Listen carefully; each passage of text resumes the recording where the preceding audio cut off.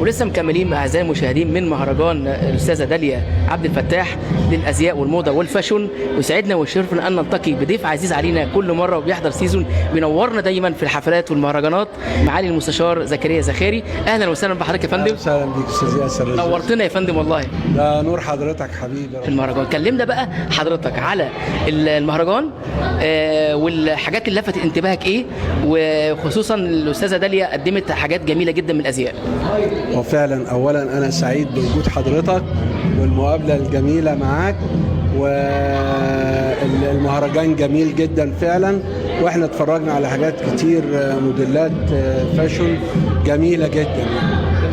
ايه اللي لفت انتباهك من العروض بقى؟ مثلا انا سمعت في عروض فرعونيه وفي دوله مصريه وسودانيه وحاجات دول كده جميله قدموها بشكل جميل. لفت انتباهك عرض معين مثلا؟ الثلاثه تقريبا، واحد اسباني وواحد فرعوني وواحد اللي هو بالريش ده.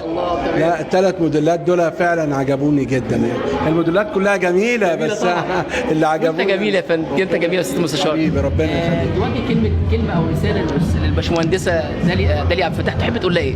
اقول لها الف مبروك لنجاح المهرجان، وعقبال كل مهرجان باذن الله يبقى احسن واحدث. اول مشاركه او سيزون ليه حضرتك النهارده ولا؟ اول مشاركه مع الاستاذه داليا.